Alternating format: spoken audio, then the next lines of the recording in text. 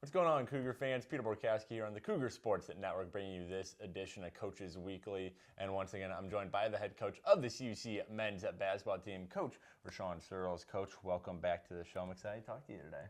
Happy to be back. And I'm sure you were also happy about your team's performance this last Saturday, a 74-61 victory over Edgewood College right here at CUC during Alumni Day as well. Lots of alumni in the stands. And can you just talk about what you saw out of your team in terms of rebounding after that Wednesday game at WLC? WLC, a very good team. They beat you guys, by a pretty decent margin. So what did you see out of your team on Saturday that showed that they rebounded well after that WLC game?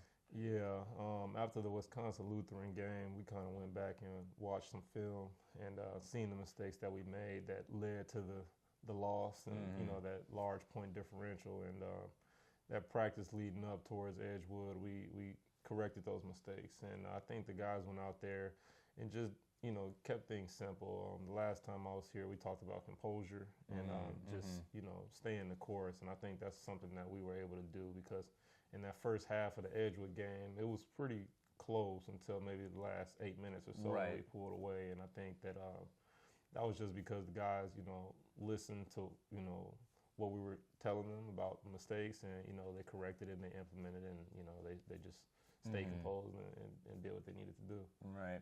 Well, no, despite the win Saturday, I mean, obviously there's always improvements to be made, and something that jumped out to me was kind of the streakiness of what we saw. I mean, Edgewood, they went on a 10-plus minute without making a field goal, but then shortly after that, you guys kind of went on an own field goal drought of yourselves that kind of made that first half, like you said, maybe a little closer than the score sheet should have been indicated. So what's kind of the key to find that consistency in these games so you don't have as many of those highs and low points? It's more of, yes, we might not have as many highs, but we're just playing consistent throughout. We don't have kind of those lulls in the field goal shooting. Yeah, I think, we just have to be more aggressive from top to bottom when guys are in the game, be willing to take the shot and make the shot.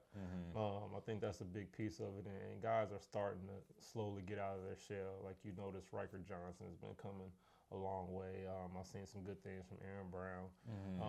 And as guys continue to get out of their shell, they'll be more of a threat.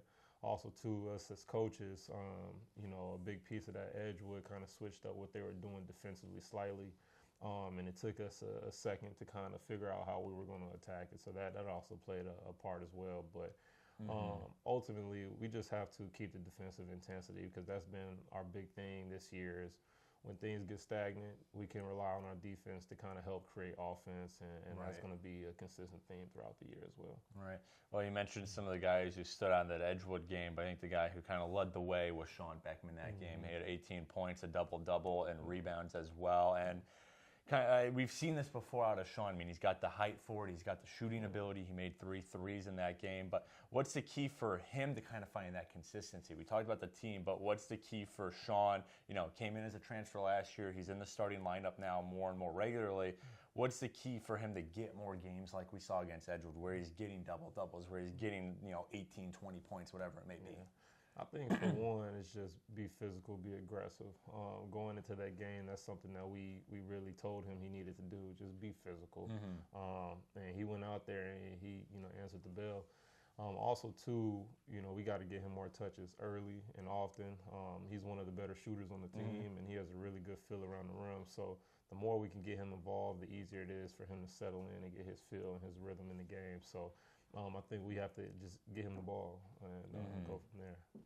Well, you got a big one coming up this Saturday. You're heading to St. Norbert, a rematch of last year's first round in the NACC tournament where the Green Knights ended your guys' season. And when I talked to Joel Watts in the post-game on this past Saturday, he mentioned that, this is going to be a big one for him and the guys.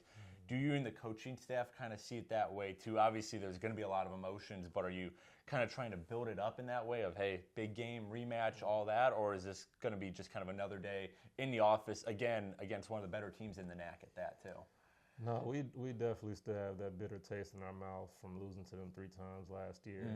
And we understand, one, playing against St. Norbert's already challenging, and then playing on the road is a whole nother challenge in itself. So we're definitely building it up, to be a very, very important game. Also, too, with them being 3-0 and us 2-1, this is an opportunity where if we get this win, you know, we could move all the way up to at best second place. So, you know, we know it's a lot of stakes on this one, and the guys they wanna beat St. Norbert, right? And I think they're hungry and they understand that if we want to win a NACC championship, you're gonna have to be able to beat a St. Norbert or Wisconsin Lutheran, and so we're working towards being in that top tier of teams in the conference and beating those teams. For sure. Yeah. Well, CUC at men's basketball, they head up to St. Norbert on Saturday the 14th for a 1 p.m. matchup. Coverage for the game can be found at our website, cucougars.com. Coach Surles, thanks again for joining me today. Good luck this Saturday against St. Norbert. But until next time, this is Peter Borkowski signing off for the Cougar Sports Network and wanting to say, as always, go Cougs. Go Cougs.